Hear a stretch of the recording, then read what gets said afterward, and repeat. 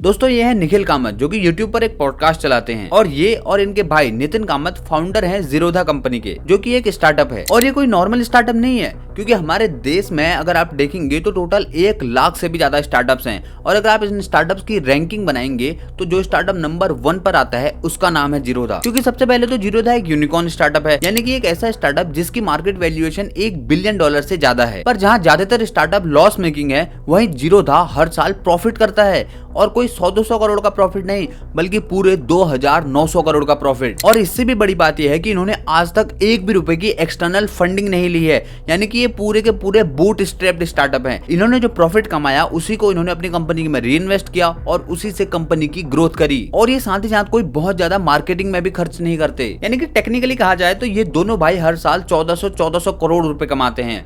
पर इन सब के बीच आखिर निखिल कामत को एक पॉडकास्ट जैसी चीज शुरू करने की क्या जरूरत पड़ गई? क्योंकि जो अक्सर बड़े बड़े बिजनेसमैन होते हैं वो अपनी मीटिंग्स को, अपनी कन्वर्सेशन को बहुत ज्यादा प्राइवेट रखते हैं, पर आखिर निखिल कामत ने इस पॉडकास्ट के तरीकों को क्यों चुना? देखो इसके पीछे 2 बहुत इंपॉर्टेंट रीजन है जो आपको भी पता होनी चाहिए अगर आप निखिल कामत के पॉडकास्ट को सुनते हैं, जिसमें से दूसरा वाला तो बहुत इंपॉर्टेंट है, पर पहले मैं आपको पहला वाला बताता हूँ, जो कि है PR यानी कि पब्लिक रिलेशन। देखो जो दुनिया भर में बड़े बड़े बिलियनर्स हैं वो डायरेक्टली या इनडायरेक्टली कोई ना कोई मीडिया हाउस ओन करते हैं, फिर चाहे अपने अंबानी अडानी हो या फिर फॉरेन के जेफ बेजोस या कोई और। क्योंकि इन बिलियनर्स को time to time media houses की जरूरत पड़ती है अपनी कंपनी के लिए और अपने पर्सनल यूज के लिए। और इन बड़े बड़े बिलियनर्स को अपनी पब्लिक इमेज को भी मेंटेन करके रखना पड़ता है, जिसके लिए इनका यही मीडिया हाउस बहुत ज्यादा मदद करता है। और अगर आप टेक्निकली देखें तो जीरोधा कंपनी इंडिया के स्टार्टअप में नंबर 1 है और ये हमारे देश के काफी बड़े बड़े बिजनेसेस से भी आगे निकल गई है। और आने वाले टाइम पे निखिल कामत और नितिन कामत हमारे देश के टॉप बिलियनर्स में भी होंगे, तो इनको इस PR की वैल्यू अच्छी तरीके से पता है। पर इन्होंने ट्रेडिशनल वे जाने की बजाय, यानी कि टीवी मीडिया ऑन करने की बजाय या प्रिंट मीडिया ऑन करने की बजाय, इन्होंने मॉडर्न तरीकों को चुना। क्योंकि जो मास मीडिया है उसका कंजप्शन का जो तरीका है वो बदल रहा है। सबसे पहले ज्यादातर लोग न्यूज़पेपर पढ़ते थे, उसके बाद वो टीवी में शिफ्ट हुए। आजकल हम सबके हाथ में कंटेंट है, यानी कि यूट्यूब है, इंस्टाग्राम है, या जितनी भी सारी प्लेटफॉर्म्स है वो हमारे फोन में है। और इसी चेंज का फायदा उठाने के लिए इन्होंने ट्रेडिशनल मीडिया में बिलियंस ऑफ डॉलर लगाने की बजाय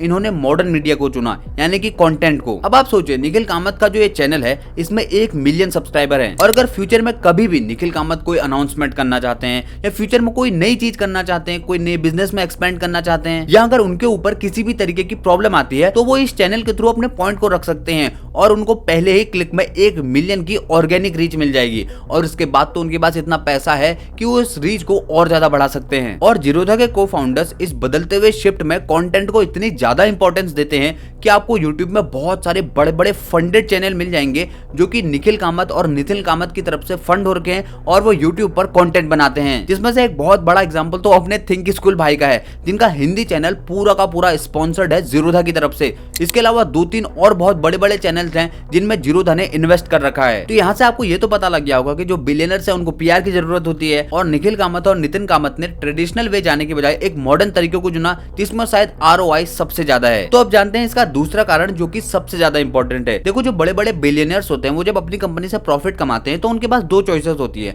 एक तो उस पैसे को अपनी कंपनी में लगाकर अपनी कंपनी को एक्सपेंड करा जाए और बड़ा बनाया जाए, और दूसरा उनके पास तरीका होता है कि डाइवर्सिफिकेशन के लिए वो उस प्रॉफिट को दूसरी इंडस्ट्रीज में इन्वेस्ट करते हैं और नई नई इंडस्ट्रीज में बिजनेसेस को शुरू करते हैं। अब यहाँ पर प्रॉब्लम ये आ जाती है कि इनको अपने बिजनेस के बारे में तो सब कुछ पता होता है, तो ये पहली वाली चीज तो बड़े आसानी से कर लेते हैं, पर नए बिजनेसेस में इन्वेस्ट करने के लिए इनको उस बिजनेस के इनसाइट्स जानने होते हैं, उस बिजनेस के बेसिक्स पता होने चाहिए, उस इंडस्ट्री के बारे में सब कुछ पता होना चाहिए। और ये बहुत ही लेंथी प्रोसेस है और इसमें बहुत ज्यादा खर्चा भी आता है, क्योंकि अक्सर बड़े बड़े बिलियनर्स इसके लिए कंसल्टेंट हायर करते हैं, इसके लिए मीटिंग्स अरेंज करते हैं, जिसमें उनका बहुत ज्यादा पैसा तो खर्च होता है, पर इससे भी बड़ी चीज जो उनका खर्च होती है वो है टाइम, क्योंकि इन बिलियनर्स की कुछ घंटों की कीमत ही करोड़ों में होती है। अब यहाँ पर आप सोचो कि निखिल कामत ने कितना ज्यादा स्मार्ट तरीके से पूरी इंडस्ट्री के एक्सपर्ट लोगों को, जिन्होंने अपनी पूरी जिंदगी उस इंडस्ट्री में दी है, उनको अपने पॉडकास्ट पर बुलाया और उनसे क्वेश्चंस पूछे उस इंडस्ट्री के बारे में, जिससे निखिल कामत को उस इंडस्ट्री का बेसिक नॉलेज और एक बहुत ही अच्छी इन डेप्थ नॉलेज दोनों मिल गई, जिससे निखिल कामत को बहुत सारे डाइवर्स इंडस्ट्रीज के बारे में एक क्लैरिटी मिल जाती है, और वो इसी इंफॉर्मेशन को यूज करते हैं अपने पैसों को उस इंडस्ट्री में इन्वेस्ट करने के लिए। और आज से 20-30 साल बाद आपको इसका असर पक्का दिखेगा, जहां आपको पता चलेगा कि निखिल कामत की जो वेल्थ है ना उसका 30 से 40% कंसेंट किसी ऐसी इंडस्ट्री से आता है जिसका कोई फाउंडर या कोई को फाउंडर उनके पॉडकास्ट में बैठा था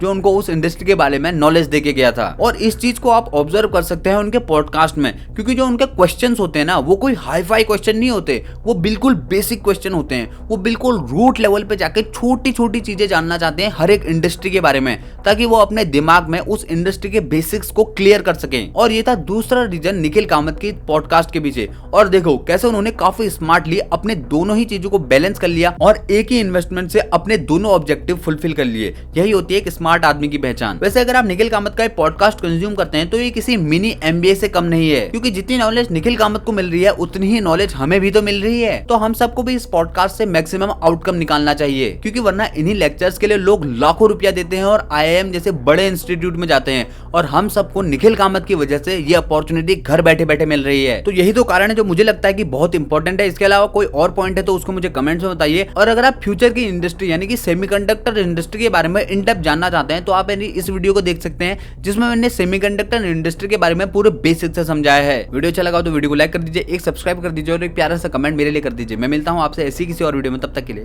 बाय।